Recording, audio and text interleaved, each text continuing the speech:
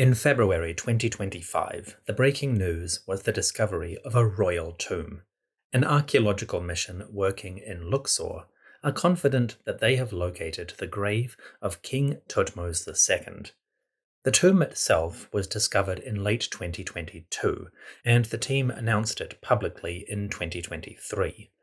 I reported on that initial find in the news roundup for that year. Now, another season has passed, and the team's work has come to fruition. The project is a joint venture between the Supreme Council of Antiquities, a branch of the Egyptian government, and the New Kingdom Research Foundation, which is affiliated with Cambridge University in the UK. The project is led by Dr. Piers Litherland, who has directed missions to this region for just over a decade. I'll give a bit more background on the project another time. For now, let's talk about the big event. Dr. Litherland's team are now confident that they have discovered the tomb of King Thutmose II. Thutmose, or Aa-Khepr-en-Ra-Jehuti-Mesu, lived and reigned around 1500 BCE. His rule is murky. It may have been as short as 3 years or as long as 13, depending which scholar you follow. Whatever its duration, this king is one of the lesser-known figures of the 18th dynasty. Far more famous is Thutmose's wife, Hatshepsut.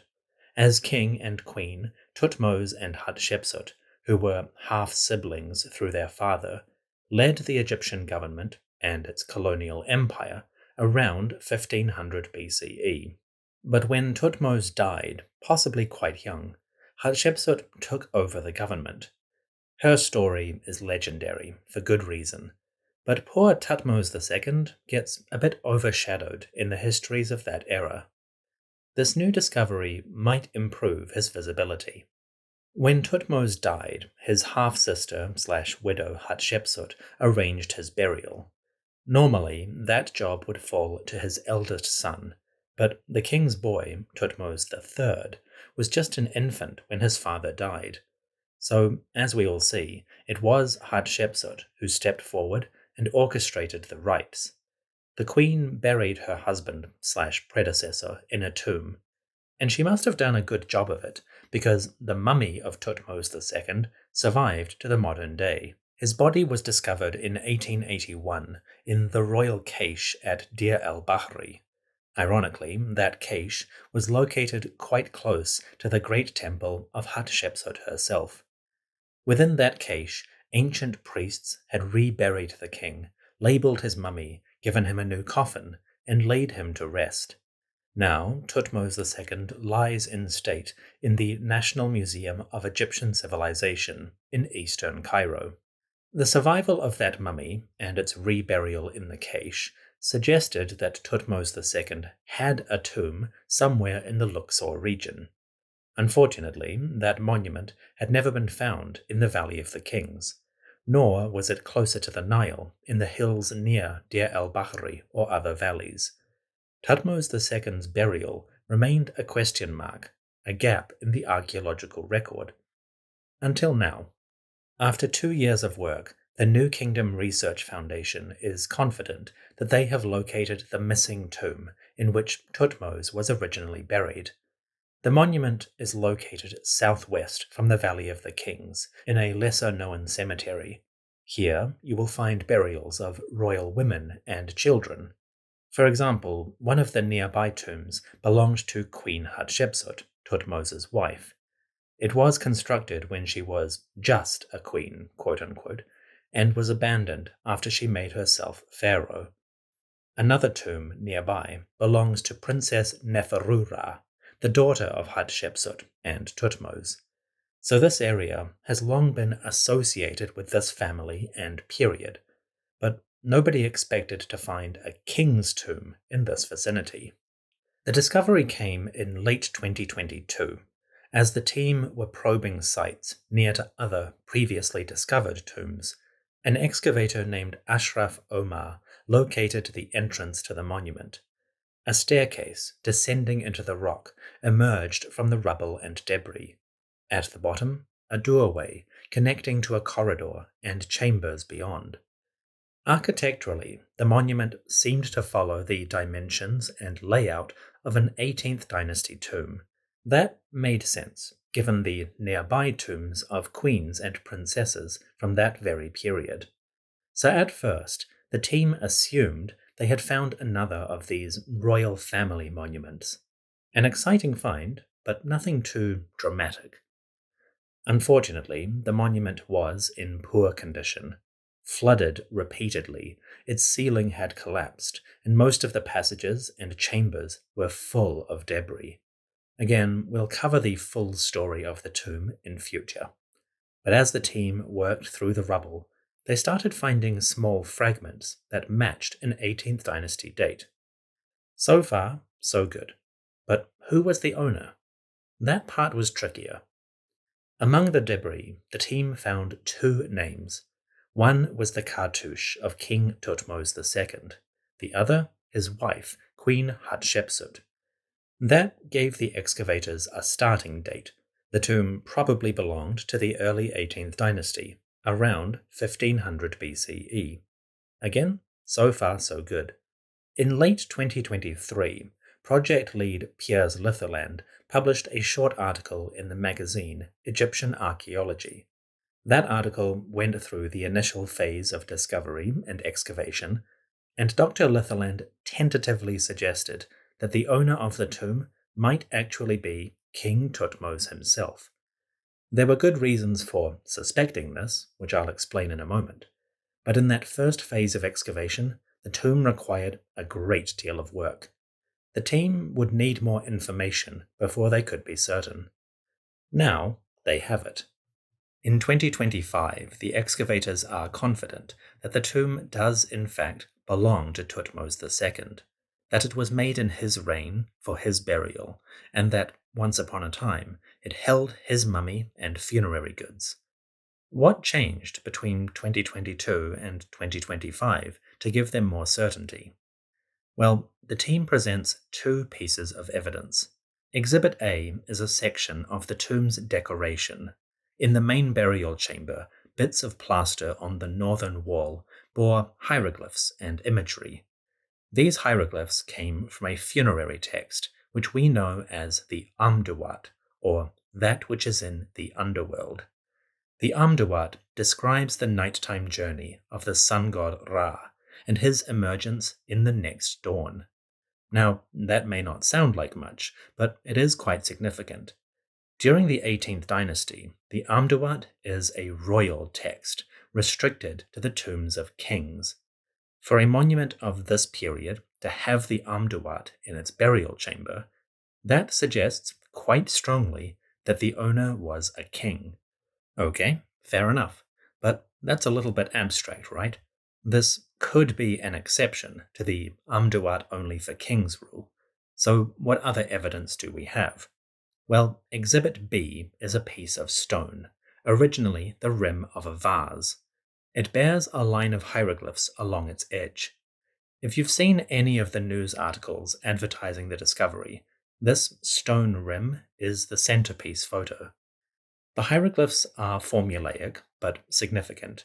They say, quote, "The god's wife, the king's great wife, Hatshepsut, she has made it, the tomb, as her monument for her brother, the good god, the lord of the two lands, Aa-Keperenra, Thutmose II, who lives forever, the Osiris." End quote. This one is a smoking gun, or smoking jar. The stone piece seems to be a broken vase, probably a jar for ointment or oils. It's hard to tell from the photos. Fortunately, the text is clear. The tomb was used as the burial place for King Thutmose II, and that funeral was overseen by his half-sister/wife, Queen Hatshepsut, and she claims credit as the maker of this monument. As far as burial records go, it doesn't get much clearer than that. Combine the stone jar with the wall decoration that shows the Amduat, and the team is quite confident in their conclusion. This monument is probably the original tomb of King Thutmose II, the place where, following his death, Queen Hatshepsut buried him. The king's mummy, lying in a coffin and surrounded by goods, once rested in this tomb. The walls bore scenes and texts of his journey into the underworld, the Duat, and the inscribed material signed Hatshepsut's work in burying her predecessor. The monument was sealed, the king vanished into history. Of course, that's obviously not the whole story. We have this tomb in a broken condition, and we have the mummy of Thutmose II. How did those two things get separated? Well, from the very start of the excavation, it was clear that the tomb had suffered catastrophic flooding. Torrential rains pouring down the cliff face above had broken the tomb's door and washed mud and debris into the passages. That flooding had inundated the burial chambers themselves, probably shattering many of the fragile items, wood, terracotta, organic material. The king's sarcophagus, which was stone, may have been okay, tightly sealed and protected, so the body of Thutmose, lying in its coffin, might have been secure. But outside his casket, the chamber filled with water, mud, and stone, a true immersion in the waters of chaos. The exact date of this flooding is unclear, but the team suggests it may have been just a few years after the burial. Whenever it was, exactly, the next phase is easy enough to guess. Thutmose's successors, possibly Hatshepsut herself, sent a party of workers to remove the king from his grave.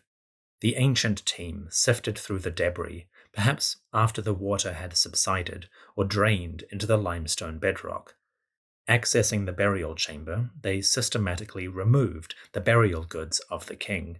Furniture, vases, coffins, and even the stone sarcophagus came out of the monument.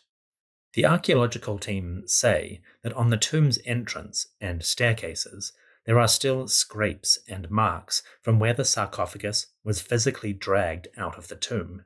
Now, that's an important point. The monument could have been violated by tomb robbers who removed all the burial goods and furnishings. But thieves usually don't touch these sarcophagi.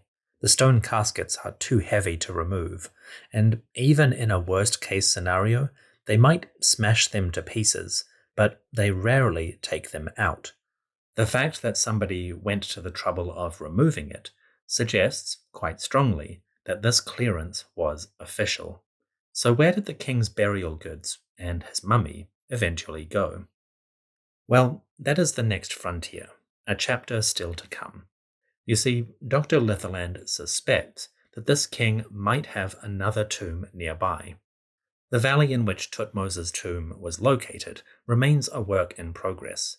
Although archaeologists past and present have surveyed this region and excavated some of the monuments, it is quite a large area, and as we know from the Valley of the Kings, you might think you've found everything, but until you dig down to the bedrock in as many places as possible, you can't be sure what has been missed. Dr. Litherland and his team are now embarking on that phase of the work, to clear rubble and detritus from as many areas as possible to see if anything remains hidden. And they are cautiously optimistic that there could be another important find. The team is looking at an area close to Thutmose's tomb in a different section of the valley. According to early reports, there is evidence for ancient building work in this region. There is the limestone debris, flakes and rubble that you might expect from digging and quarrying.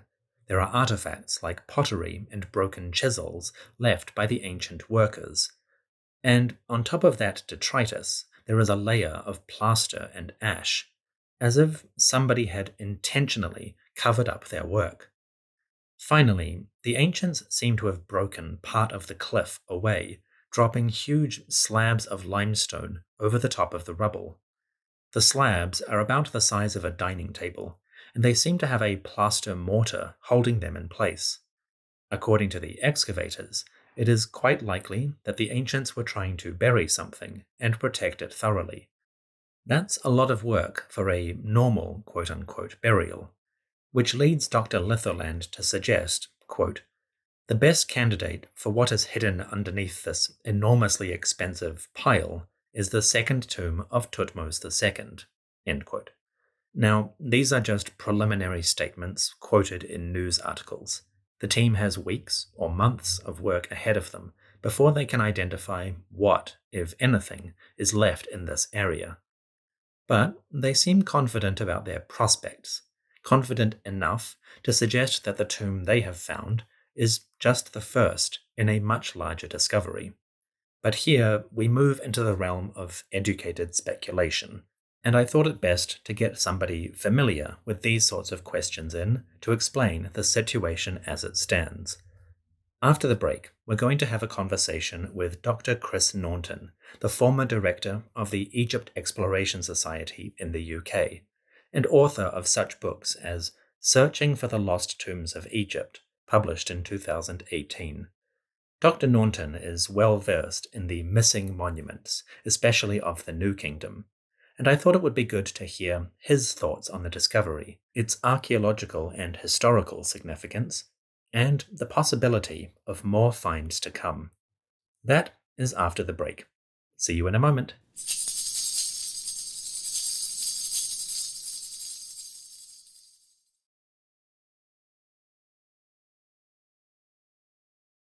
So, good morning or good afternoon, Dr. Naunton. Welcome back to Hi. the History of Egypt podcast. How are you doing Thank you today? very much for having me back, Dominic. It's good of you to have me back. It's lovely to speak to you in person. And I think the last time we spoke was only audio, so it's nice to see you face to face for the first time. True. Yes, exactly. Yeah, it is. Yeah. So you're currently speaking to us from Luxor, is that correct? You're on a tour.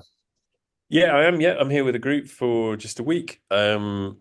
Mostly in Luxor. We're going to have a night in Abydos as well, but yeah, otherwise a sort of deep dive, or as far as you can dive deeply into sites and monuments in Luxor in a week. So yeah, good fun. We're kind of loosely, sort of Hatshepsut Thutmose III themed, Mhm. loosely. Yep. Anyway, all good fun. Well, that's very appropriate because obviously I want to talk to you today about the new tomb of Hatshepsut's husband slash half brother, Thutmose II, which has just been formally announced to actually be his tomb. It was, for those unfamiliar, it was discovered late 2022. They thought it might be his, but they were looking for clarification. Now they seem to be confident that it actually is his tomb. So, my first question to you, sort of just generally big picture, is what is the significance of finding this particular royal tomb in terms of the New Kingdom burial sepulchres? We have most of them, but some of them were missing. There are a couple that are we might have it, we might not. So, how does this stack up in terms of filling out the record? Do we now have all of them, or are there still a couple missing? Well, I think you ask all the sort of really pertinent questions there, really. And you're quite right to point out that we have almost all the tombs of the kings of the New Kingdom, which makes this tomb, or it means that it was a kind of conspicuous gap. And actually, there are other gaps, but those can all be, I think. Well, they can all be explained one way or another. Um, one of of course, one of the defining features of the New Kingdom is the use of the Valley of the Kings as the royal cemetery. Mm, Um, its use almost starts at the beginning of the 18th dynasty and it finishes with the end of the 20th dynasty. Um, so the other kind of gaps would be right at the very beginning of the 18th dynasty, probably before the time that the Valley of the Kings was begun. You've got the Amana period, which of course is very confused and confusing and involves a move to Amana anyway. So if there are gaps there, then there's some sort of an explanation there. The tomb of Ramesses the Eighth is missing, but then by that point, again, we're into a fairly high turnover of kings, and he may have been sort of ephemeral and Tutmosis II as a reasonably well known, if not terribly well known, terribly well attested king from a period when we think the Valley of the Kings is already in use, and from a time when Egypt is sort of strong and stable, and we're not getting ephemeral rulers. For that tomb to be missing was a bit weird. mm, Well, and now it's not. So that gap is filled. even if it's filled in a way that sort of still begs a few questions. I guess that's the best way. Sure. And in terms of how this sort of fits in with the immediate period around Thutmose II, you know, when Hatshepsut is queen, she builds a tomb, or a tomb is built for her pretty close by to this royal tomb. And their mutual daughter, Neferura, also has a tomb there. If I could ask you to speculate sort of wildly, do you think this was perhaps the tomb he originally planned to build, or was it possibly one that was arranged when he died, perhaps unexpectedly? It's really that is the big question, isn't it, Mm, really? I suppose, it seems with hindsight and with the benefit of knowing what happens in the later 18th dynasty in the 19th and the 20th, um, we know that the Valley of the Kings becomes established. At this early point, you get the sense that maybe um, they're sort of hunting around for the perfect burial place. mm, So KV-20 is probably the tomb that we think Hatshepsut herself was eventually buried in alongside her father Thutmose I, even if only briefly. mm, Um, that's probably the first tomb to be cut in what becomes the Valley of the Kings. But maybe for some reason after this point they decide, well, we weren't really sure if that was quite right. Maybe they decide to move. On the other hand, this tomb that's now been discovered, C4, is is pretty small. It's kind of oddly configured. You've got this sort of two corridor arrangement. It looks like that's probably the result of a change of plan. mm, Um, it doesn't really seem to conform. It doesn't really sit very nicely in what seems to be the development of the royal tomb in the early New Kingdom. So given that we have other reasons to think that maybe Thutmose II died early and unexpectedly, yeah, I think that there is a possibility that it wasn't the intention that he should be buried here. Um, it's impossible to know that. mm, I just wonder if they're just still hunting around for the right place. And we also know from C4 that this tomb suffers very badly from flooding. And, maybe they thought they'd got the perfect location far, far, far away from where people are living, far away from robbers. We assume that's part of the reason why the Valley of the Kings is chosen in the first place. So they go all that way, only to then find that the tomb gets destroyed within a few years. So, maybe this is not such a great place. Having said that, there's also now this possibility that the archaeologists, the discoverer of Piers Litherland of this new tomb, thinks that there is maybe another tomb, yet another tomb nearby, which might prove that actual, well, no, they weren't then thinking about going back to the Valley of the Kings. They were still, decided that these far distant Western Wadis are the place. mm. So a few years ago, you published a book called "The Lost: Searching for the Lost Tombs of Egypt," and subsequently, you published a book about Egyptologists' notebooks. So we know that Howard Carter and people like him did survey and excavation work in these Western wadis in the early 1900s. To your understanding, or as far as you can tell from your research, how far down towards the bedrock did people like Carter actually go? Obviously that area hasn't been fully explored because we found this new tomb. But do you think it's quite likely that there will be other undiscovered tombs in this region? It does seem very possible. I mean, Carter certainly didn't, clear the whole area down to the bedrock. I mean, it's important to emphasize this is the Valley of the Kings itself is in some ways inconveniently located, but it's by comparison with the Western Wadis, it seems quite close to civilization. Of course, there's now a tarmac road and all that sort of thing. There's no such um, facilities in the Western Wadis. It would have been that bit harder for archaeologists to get out there. Um, I suspect Carter probably had enough of a sniff round to decide that, well, it's difficult, isn't it? Because he always wanted to work in the Valley of the Kings, and eventually does come to work there, and of course has no reason or no need ever to go back to the Western Wadis looking for something sensational, having discovered the tomb of Tutankhamun, which is never going to be trumped. Mm. Um, I wonder actually if he might have had it in mind if supposing he hadn't had that last season in the Valley of the Kings, or what was supposed to be his last season, and found the tomb of King Tut, or if somebody else had got there first or whatever. I wonder if he hadn't made his great discovery, if he might have made his way back to the Western Waddies.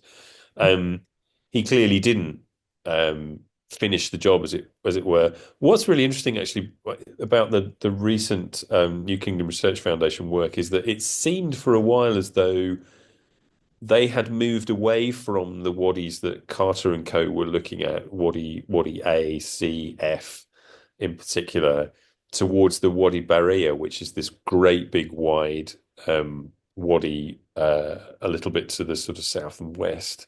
And they had found they'd made some quite promising discoveries there. Royal family members of the later 18th dynasty connected with the time of Amenhotep III. And it looked at that point a few years ago as though that was going to be, and I thought it seemed as though they were saying, "Oh no, actually we had previously thought maybe the area that Carter had mapped, maybe that was the place, but actually no, it's the Wadi Barrier."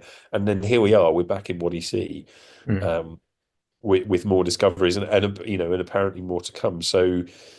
Yeah, I mean, just we can only really go on what the archaeologists who were on the spot say, but they seem to be confident that there's going to be more to be found, which Mhm. would be very exciting. Okay, so that kind of dovetails nicely to the suggestion that there might be a second burial monument very close to C4, which seems to be covered by layers of limestone chipping, debris, the remnants of workmen's tools and cook fires and things, and then larger limestone slabs that apparently have been intentionally dropped on the area and plastered. If that does in fact cover another burial, so Dr. Litherland and the team have suggested this might be the true burial of Thutmose II. Given the fact that we have a mummy in the National Museum of Egyptian Civilization, which was discovered in the 1881 cache, the body itself had labels, the coffin had labels, seeming to suggest that the ancient priests believed very strongly this was Thutmose II. In your understanding of the caches and that process, how likely is it, just probability wise, that they might have got it wrong, that this might not actually be his mummy? Yeah, it's a good question. The I don't think there's any great need for us to doubt that the labels on the mummy and the coffin, in the case of the mummy that's currently identified as Thutmose II, are mistaken or they're inaccurate or whatever. Um, the doubt is being raised now because analysis of that mummy, the human remains themselves, by anatomists and medical analysis, seem to show that the mummy is that of somebody who died at around 30 years old. And there is we think we don't have good evidence that Tutmosis III reigned for a long time. Mm. There's also this inscription which is a bit oblique, that seems to suggest that he was young when he came to the throne. So if you take those two things together, if he was, let's say 10 years old for the sake of argument, and he only reigns for half a dozen or so years at most, then that mummy, that 30-year-old mummy, can't be Tutmose II, in which case it's got to be somebody else, in which case we don't have a mummy for Tutmose II. I think that for me, we we don't know for certain how long Tutmose II reigned for. It does seem likely. I don't think we've got good reason to think that he did reign for a long time, but it's not impossible. And it's always the case. Well, it's usually the case that um, we guesstimate reign lengths on the basis of highest attested regnal dates, or sometimes Mm. comparison with Manetho, or very occasionally there's uh, synchronisms or corroborating evidence that allows us to say, okay, actually, this king certainly did die after year whatever. But it seems to be not impossible in this case that one day somebody might just turn up an inscription of Thutmose II year 25, in which case textbooks have to be changed. It doesn't seem very likely, but it's not impossible. Mhm. The other thing is that there's only that one very oblique reference. I think the phrase is something like, the king was as a falcon in the nest or something Mm. at the time he came to the throne, which is interpreted to mean that like a very young bird, like a chick that's just hatched from the egg in the nest, Mm. Tutmosis II comes to the throne as a child.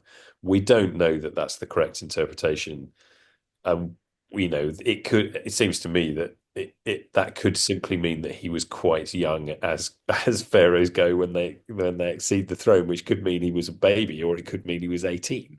You know, Mm. um, so again,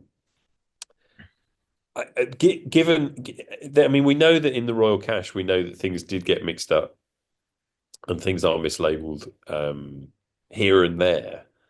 But generally speaking, we take the mummies uh, to belong to the people whose names are written on the dockets, on the labels, and on the coffins. And generally speaking, we've taken that to be reliable. So it's a bit difficult not to think here that, what's happened is that we've got a royal tomb. Unfortunately, it's been found empty.